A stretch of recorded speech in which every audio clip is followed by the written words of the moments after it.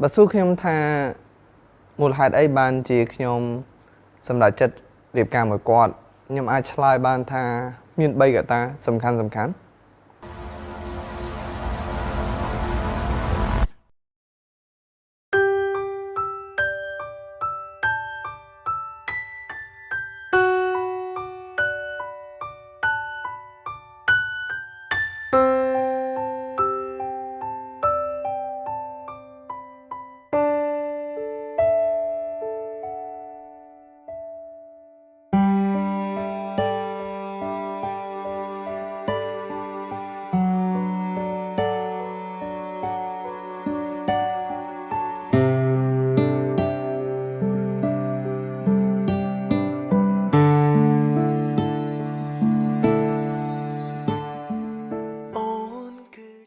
ក៏ប៉ុន្តែខ្ញុំស្គាល់គាត់5ឆ្នាំហើយ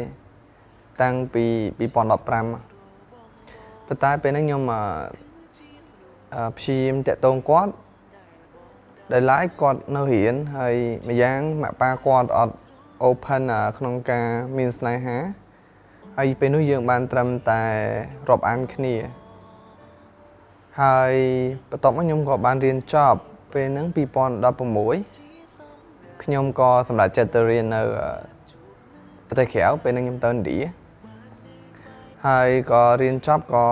ឆ្លៀតដើម្បីបនបទពិសោធន៍ហ្នឹងក៏ទៅចុះកម្មសិក្សានៅប្រទេសជប៉ុនមួយឆ្នាំទៀតហើយចុងឆ្នាំ2018ខ្ញុំក៏បានមកខ្មែរវិញតែជាក់ស្ដែងហ្នឹងក៏នៅរៀនហ្នឹងក៏បាននៅលេងឆាតជាមួយគ្នារាប់អានគ្នាដែរហើយមកពីក្រៅប្រទេសវិញហ្នឹងក៏ណាត់ជួបគាត់តាក់ទងមួយគាត់ហើយបើខ្ញុំចាំអត់ខុសទេនោះ2018បន្ទាប់មក2019ដើមឆ្នាំខ្ញុំបានជួបម៉ាក់ប៉ាគាត់និងបងប្អូនគាត់ពេលនោះកម្មវិធី birthday របស់គាត់ថ្ងៃខួបកំណើតគាត់ហើយខ្ញុំបានស្គាល់គ្នាហើយក៏បានតាក់ទងគ្នាជាមួយគាត់បងថងជាមនុស្សម្នាក់ដែលមានគោលដៅច្បាស់លាស់តស៊ូម៉ត់ចត់និងមានទំនួលខុសត្រូវខ្ពស់លើការងារទោះការងារអ្វីក៏ដោយជិតបើតែលំបាកក៏គាត់នៅតែខំប្រឹងព្យាយាមធ្វើរហូតតតែបានសម្រេចចំពោះខ្ញុំគាត់មិនត្រឹមតែជាដៃគូដ៏ល្អនោះទេចាប់តាំងតែពីគាត់ចូលមកក្នុងជីវិតខ្ញុំគាត់តែងតែផ្ដល់ឲ្យខ្ញុំនៅអារម្មណ៍សុវត្ថិភាពភាពច្បាស់លាស់ការមើលថែនិងបង្រៀនណែនាំអ្វីដែលសំខាន់តកតងនឹងការយល់ចិត្តគ្នាការយោគយល់គ្នាការគោរពគ្នានិងឲ្យតម្លៃគ្នារហូតយើងទាំងពីរអាចឈានទៅដល់ការរៀបអាពាហ៍ពិពាហ៍បើសួរខ្ញុំថាមូលហេតុអីបានជាខ្ញុំសម្រេចចិត្តរៀបការមួយគាត់ខ្ញុំអាចឆ្លើយបានថាមាន3កត្តាសំខាន់កត្តាទី1នោះគឺគាត់មានសមត្ថភាពគាត់ជាកូនស្រីម្នាក់ដែលទទួលបន្ទុកគ្រួសារស្ទើរទៅទាំងមូលគាត់ធ្វើការច្រើនហើយគាត់បកកាយធ្វើម្ហូបទៀតទោះបីជាគាត់ហត់ប៉ុណ្ណាក៏គាត់អត់ដែរល្អរទាំដែរគាត់ពិតជាមានសមត្ថភាពហើយអត់ធ្មត់ slot boat កត្តាទី2នោះគឺកត្តាគ្រួសារហើយខ្ញុំសង្កេតឃើញថាប៉ាម៉ាក់គាត់ជាមនុស្សម្នាក់ដែលជួយជ្រោមជ្រែងកូនហើយប៉ារបស់គាត់ជាមនុស្សម្នាក់ដែលមនុស្សប្រុសម្នាក់ដែលគំរូហ្មងជាគំរូដល់កូនចំណែកម៉ាក់របស់គាត់វិញក៏ជាស្រីម្នាក់ដែលបកកាយដូចគ្នាគាត់បកកាយអូស៊ីហើយគាត់ជាអ្នកដែលតែងតែបង្រៀនពួកខ្ញុំអំពីរបៀបនៃការធ្វើទំនាក់ទំនងនិងជាអ្នកដែលនៅជ្រោមជ្រែងពួកខ្ញុំជារៀងរាល់ថ្ងៃកត្តាទី3ដែលជាកត្តាដែលសំខាន់ជាងគេនោះដែលបញ្ជាក់ថាពួកយើងពិតជាអាចរស់នៅជាមួយគ្នាបានគឺជារឿងមួយដែលពួកយើងចាប់ផ្ដើមធ្វើអាជីវកម្មជាមួយគ្នាអាចចាប់ទុកថាជាការអូស៊ីមួយគ្នា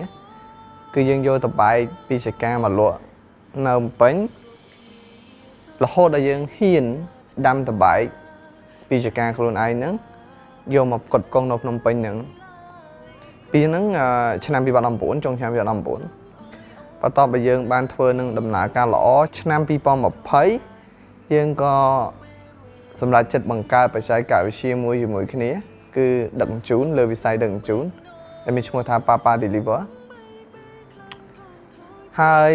2021នេះថ្មីហ្នឹងក៏ថ្លើមធំដែរយើងបានបង្កើតអាជីវកម្មជាមួយគ្នាមួយទៀតដែលមានឈ្មោះថា Check in Me ដែលជាសេវាកម្មស្រង់វត្តមានបុគ្គលិកតាមរយៈ QR code ហើយខ្ញុំគិតថាការស្រឡាញ់គ្នាណាក៏អាចស្រឡាញ់បានដែរប៉ុន្តែការរស់នៅជាមួយគ្នាការតស៊ូធ្វើការជាមួយគ្នាដោះស្រាយបញ្ហាជាមួយគ្នានិងទំនាក់ទំនងក្នុងគ្រួសារហ្នឹងរយៈពេល2-3ឆ្នាំវាមិនមែនជារឿងងាយស្រួលនោះទេតែហ្នឹងហើយដែលសបញ្ជាក់ថាពួកខ្ញុំអាចបន្តទៅមុខជាមួយគ្នាបានហើយខ្ញុំក៏សម្រេចរៀបការជាមួយគាត់ជាចុងក្រោយខ្ញុំចង់ប្រាប់ទៅគាត់ថាបងមិនមែនជាមនុស្សប្រុសម្នាក់ដែលងាយនឹងចោះចាញ់នោះទេអ្វីដែលជាកត្តាសំខាន់នោះគឺភាពជឿជាក់ស្មោះត្រង់អត់ធ្មត់ដែលជាកត្តាសំខាន់ដែលធ្វើឲ្យគ្រួសារមានសុភមង្គល